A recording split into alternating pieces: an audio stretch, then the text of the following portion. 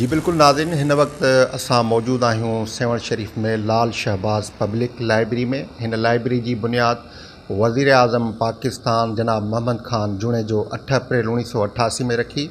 हिन वक्त असां सां मौजूद आहे नईम अहमद दाऊद पोटो, जेको लाइब्रेरियन आहे लाल शहबाज़ पब्लिक लाइब्रेरी जो। वधीक साईं सां असां ॻाल्हि ॿोल कंदासीं त हिन लाइब्रेरी में जेके रीडर्स आहिनि, पढ़ंदड़ शागिर्द आहिनि, उन्हनि जे लाइ कहिड़ियूं कहिड़ियूं सहूलियतूं मौजूदु आहिनि या कहिड़ियुनि शयुनि जी कमी आहे जो उन्हनि खे बहितर कयो वञे। साईं, सभ खां पहिरीं त तव्हां इहो ॿुधाइजो त हिन लाइब्रेरी में जेके शागिर्द अचनि था उन्हनि जे लाइ कहिड़ियूं कहिड़ियूं सहूलियतूं साईं, हिते लाल शहबाज़ लाइब्रेरी में असांजे उस्तादनि लाइ ऐं शागिर्दनि लाइ या जेके रीडर्स असां अचनि था उन्हनि जे लाइ बेसिक जेके फैसिलिटीज़ लाइब्रेरी में हुजणु खपनि। उन्हनि में बेसिक असां वटि AC लॻा पिया आहिनि ऐं छोकिरनि जा ऐं छोकिरियुनि जा असांजा अलॻि अलॻि सेक्शन ठहियल आहिनि। जंहिंमें छोकिरियुनि जो सेक्शन आहे उते कंप्यूटर बि रखियल आहिनि ऐं उन्हनि खे वाईफाई जी फैसिलिटी बि आहे।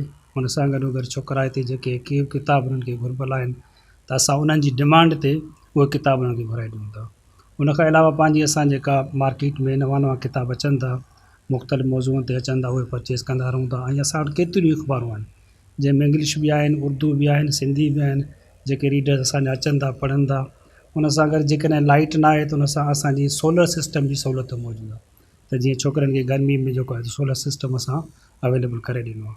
ऐं ॿी बेसिक फैसिलिटी इहा बि आहे त असां सिक्योरिटी जे लाइ असांजो CCTV कैमरास बि 24 कलाक अलर्ट हूंदियूं आहिनि। असां उनखे चेक कंदा रहंदा आहियूं त जीअं को लाइब्रेरी में इशू हुजे या मुलाज़िमनि ते या शागिर्दनि ते नज़र रखण जे लाइ असांजी CCTV कैमरा बि ओके हूंदियूं आहिनि। बाक़ी अञा बि जेके छोकिरनि खे असां विज़िटूं बि करायूं पिया हाणे स्कूल या कॉलेज जा जेके शागिर्द आहिनि उन्हनि में रीडिंग हैबिट्स पैदा करण जे लाइ असां उनखे पाण हिते घुराए विज़िट कराए उन्हनि जा हिते क्लास हलाईंदा त जीअं उन्हनि खे आहिस्ते आहिस्ते रीडिंग हैबिट्स पैदा थियनि। टाइमिंग छा आहे हिन लाइब्रेरी जी ऐं रेशो कीअं पिया था ॾिसो हिते स्टूडेंट्स?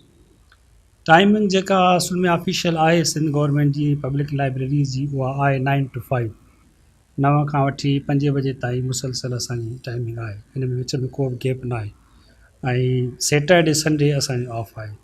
त उन टाइम में छोकिरा अचनि था जेके बि असां वटि वेहनि था, स्टूडेंट अचनि था पढ़नि था, उहे मुकमल 9 to 5 उन्हनि खे लाइब्रेरी में फैसिलिटीज़ मौजूदु आहिनि। रेशो कीअं था ॾिसो रीडर्स जो? रीडर जो रेशो निस्बतन घटि आहे असां वटि।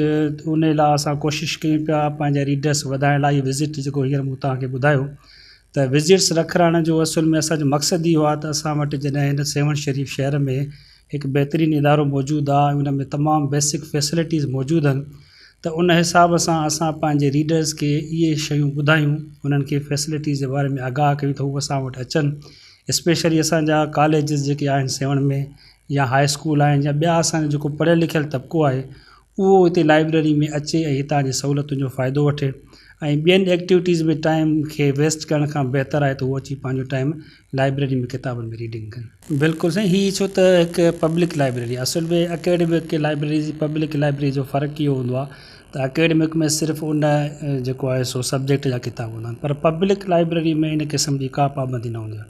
पब्लिक लाइब्रेरी छो त हर क़िस्म जे माण्हू जे लाइ आहे, उस्ताद लाइ बि आहे, शागिर्द लाइ बि, आम पब्लिक लाइ बि आहे, त उन में असां किताब बि हर सब्जेक्ट ते रखंदा आहियूं।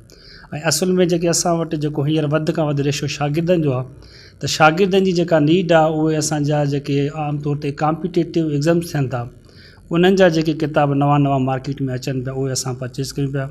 ऐं ॿिया जेके असांजा मुख़्तलिफ़ सब्जेक्ट आम तौर ते आहिनि, सोशल साइंस जा आहिनि या टेक्नोलॉजी जा आहिनि, कंप्यूटर साइंस आहे ऐं लिटरेचर आहे, लैंग्वेज आहे, तमामु सब्जेक्ट ते असां वटि अल्हम्दुलिल्लाह किताब मौजूदु आहिनि।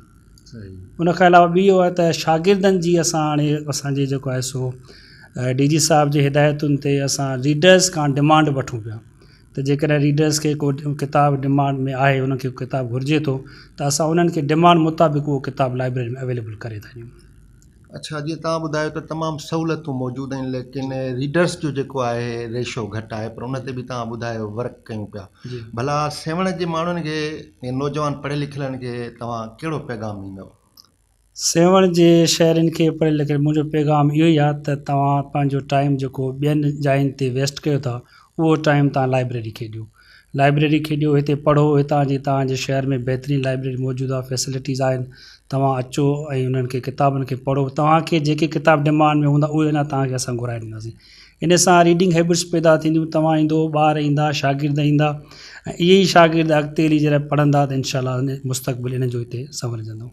हाँ जी बिल्कुलु, जीअं त तव्हां हिते लाल शहबाज़ पब्लिक लाइब्रेरियन नईम अहमद दाऊद पोटो जा वीचार ॿुधा, संदन ॻाल्हियूं ॿुधियूं। संदन इहो ई चवणु आहे त हिते जे नौजवाननि जे लाइ हिकु वॾो ऐं बहितरीनु प्लेटफॉर्म आहे। वधीक जेकब न्यूज़ सां ॻाल्हि ॿोल कंदे साईं जन जो इहो चवणु आहे त सहूलियतूं बहितरीनु आहिनि, पर हिते जेके पढ़ंदड़ रीडर्स आहिनि उन्हनि जो रेशो घटि आहे। त साईं जन इहो पैगाम ॾिनो आहे त सेवण वासी नौजवान खे घुरिजे त घणे मां घणा जेको आहे हिन लाइब्रेरी में रोज़ जी बुनियाद ते अचनि, ताकी हिननि किताबनि मां उहो फ़ाइदो हासिलु करे पंहिंजो ज़हन फ्रेश करे पंहिंजे क़ौम ऐं मुल्क जो नालो जेको आहे रोशन करे सघनि। साथी रिपोर्टर टीम सां गॾु शकील अहमद चन्ना, जेकब न्यूज़, सेवण शरीफ।